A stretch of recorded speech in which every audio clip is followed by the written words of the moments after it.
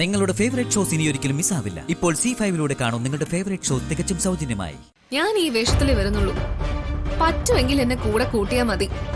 ഇല്ലെങ്കിൽ ഞാൻ അമ്പലത്തിലേക്ക് വരുന്നില്ല. പല്ലവി, നീ എന്ത് വർത്താനായി പറയുന്നത്? നിന്റെ നന്മയ്ക്കും ഐശ്വര്യത്തിന് വേണ്ടിയല്ലേ പാർവതി ക്ഷേത്രത്തിലേക്ക് പോകുന്നത്? അപ്പൊ നീ ഇങ്ങനെ നിഷേധം കാണിക്കാൻ പാടുണ്ടോ? മര്യാദയ്ക്ക് പാർവതി പറയുന്നത് അനുസരിച്ച് വസ്ത്രം മാറി കൂടെ ചെല്ലാൻ നോക്ക്. ഇല്ല,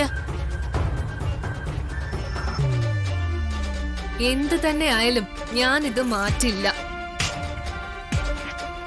ഇങ്ങനെയാണെങ്കിലേ ഞാൻ വരുന്നുള്ളൂ. എങ്കിൽ നീ വരണ്ട, ഞാനും പോകുന്നില്ല.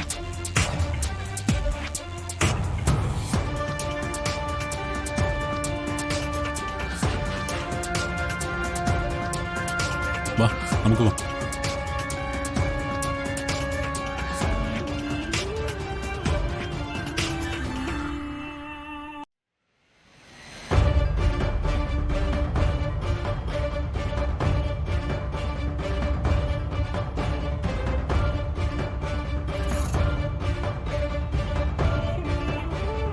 വിപിൻ സാറേ, ഈ ഡ്രസ് എങ്ങനെയുണ്ട്? എനിക്കിതൊന്നും കാണണ്ട.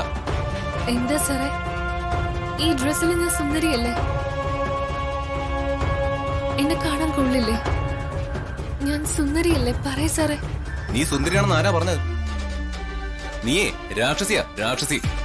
രാക്ഷസിയോ? സാർ എന്തിനാ എന്നെ വിഷമിപ്പിക്കാൻ വേണ്ടി ഇങ്ങനെയൊക്കെ പറയുന്നത്? നീ എന്തിനാ എന്റെ മുന്നിൽ ഇങ്ങനെ കിടന്ന് വട്ടം ചുറ്റുന്നത്? എന്റെ കൺമുമ്പിൽ ഇങ്ങനെ നിൽക്കാതെ എങ്ങോട്ടെങ്കിലും ഇറങ്ങി പോവോ? സാർ, സാർ എന്തിനാ എന്നോടിങ്ങനെ അവജ്ഞയോടെ പെരുമാറുന്നു? എന്നെ ഒഴിവാക്കാൻ നോക്കുന്നു. ഞാൻ സ്നേഹത്തോടെ സാറിന്റെ മുന്നിലേക്ക് വന്നപ്പോ സാർ ആ സ്നേഹം തിരിച്ചറിയാതെ എന്നെ അവഗണിക്കുകയാണോ? ഞാൻ സാറിന്റെ ആരാ? സാറിന്റെ ഭാര്യയല്ലേ?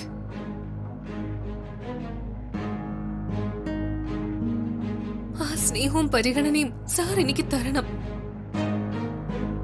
നീ എന്റെ ഭാര്യ ആരാ പറഞ്ഞ? സാർ എന്താ ഇങ്ങനെയൊക്കെ ചോദിക്കുന്നേ? എല്ലാവരുടെയും മുന്നിൽ വെച്ച് സാർ എന്റെ കഴുത്തിൽ താലി കെട്ടിയിട്ട് ഇപ്പൊ ഞാൻ സാറിന്റെ ഭാര്യയാണോ എന്ന സംശയം? അത് കൊള്ളാലോ. ഞാൻ എന്റെ ഇഷ്ടപ്രകാരമാണോ നിന്റെ കഴുത്തിൽ താലിയിട്ടത്? ആണോന്ന്? അല്ലല്ലോ. പിന്നെ ഇഷ്ടമല്ലാതെയാണോ എന്നെ വിവാഹം കഴിച്ചത്? അതെ, എനിക്ക് നിന്നെ ഇഷ്ടമില്ലാതെ തന്നെയാ ഞാൻ നിന്നെ താലിയിട്ടത്.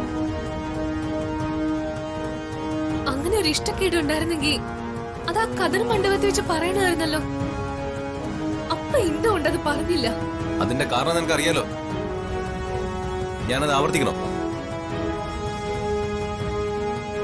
എന്റെ ചേട്ടന്റെ അഭിമാനം നീ കാരണം നഷ്ടപ്പെടാൻ പാടില്ല. അതുകൊണ്ട് മാത്രം ഞാൻ നിന്റെ കഴുത്തിൽ താലി കെട്ടിയത്. അല്ലെങ്കിൽ ഞാനും നീയും തമ്മിലുള്ള വിവാഹം ഒരിക്കലും ഈ ജന്മം നടക്കില്ലായിരുന്നു. ഇനി അതൊന്നും പറഞ്ഞിട്ട് കാര്യമില്ല.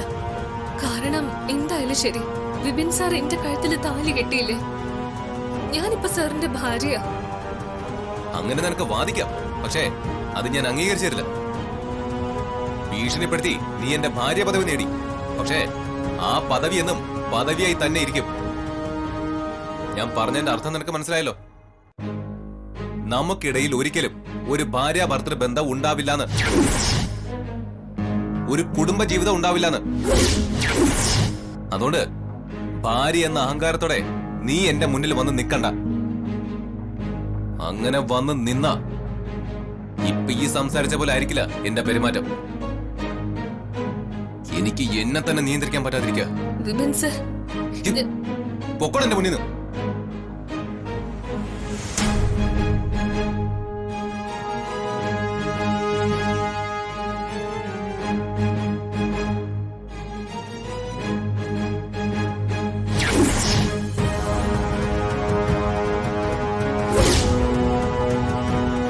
നീ അബദ്ധമൊന്നും കാണിക്കല്ലേ.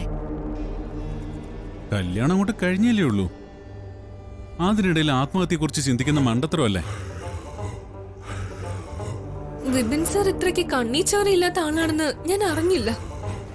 ഇല്ല മോളെ, അവൻ അത്തരക്കാരനൊന്നും അല്ല. അവൻ വളരെ നല്ല സ്വഭാവക്കാരനാ, സ്നേഹമുള്ളവനാ.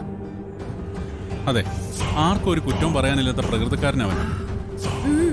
പിന്നെ എന്തുകൊണ്ടാ വിപിൻ സാറിനെ ആത്മാർത്ഥമായിട്ട് സ്നേഹിക്കുന്ന എന്നെ വിപിൻ സാർ സ്നേഹിക്കുന്നില്ല? അതാ എനിക്ക് മനസ്സിലാവാത്തത്. എനിക്ക് തോന്നുന്നത് നിന്റെ കാര്യത്തില് ആരോ അവനെ തെറ്റിദ്ധരിപ്പിക്കുകയാണെന്നാ. അല്ല, ഇവർക്കിടയിൽ തെറ്റിദ്ധാരണ ഉണ്ടാക്കാൻ വേണ്ടി ആരാ ഇപ്പൊ ഈ വീട്ടിലുള്ളത്? ആ, ഇവളുടെ ചേച്ചി തന്നെ, നിന്റെ ചേച്ചി തന്നെയാവും നിങ്ങൾക്കിടയിൽ ഇങ്ങനെ ചരട് വലിക്കുന്നത്, നിങ്ങളെ തമ്മിൽ അകറ്റാൻ ശ്രമിക്കുന്നത്. പല്ലവി, നിന്റെ ശത്രു നിന്റെ ചേച്ചി തന്നെയാ. ഞാനത് പറയാൻ വരികയായിരുന്നു. എന്താ, നിനക്ക് നിന്റെ ചേച്ചിയെ സംശയമില്ലേ? ചേച്ചിയുടെ കാര്യത്തില് എനിക്ക് സംശയം ഉണ്ടായിരുന്നു.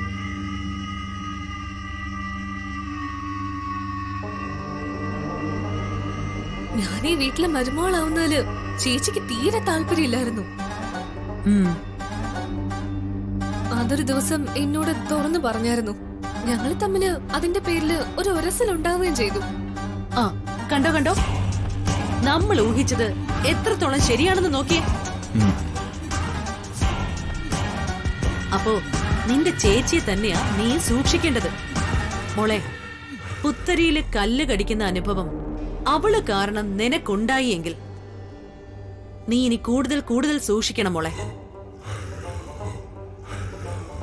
ഇല്ലെങ്കിൽ നിന്റെ ചേച്ചിയായിട്ട് തന്നെ നീയും വിപിനും തമ്മിലുള്ള ജീവിതം നശിപ്പിച്ച് കുട്ടിച്ചോറാക്കി തരും. നീ ഇവിടുത്തെ മരുമകളാവുന്നതില് അവൾക്ക് എന്താ ഇത്ര എതിർപ്പ്? അവൾക്ക് ഇവിടുത്തെ മരുമകളാവാങ്കിലേ നിനക്ക് ഇവിടുത്തെ മരുമോളാവാം.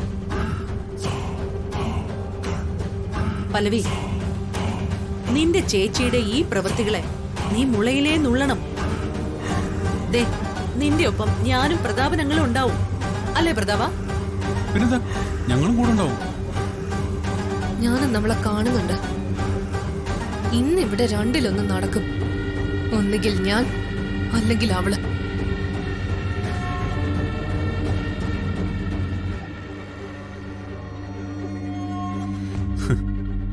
അനിയത്തിയും ചേച്ചിയും തമ്മിലുള്ള പോരിന് എന്റെ ചേച്ചി തിരികൊളുത്തി കഴിഞ്ഞു അല്ലേ?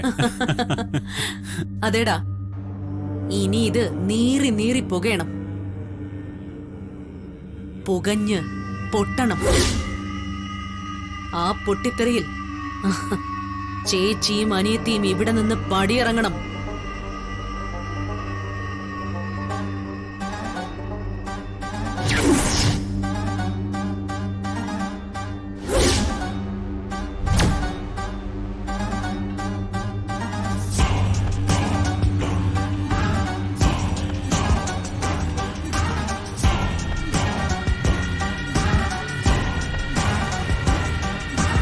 പാർവതി, എന്താ ഗർഭി? പാർവതി, ഡൗൺലോഡ് ചെയ്യൂ C5 ആപ്പ്. കാണൂ എല്ലാ എപ്പിസോഡുകളും സൗജന്യമായി.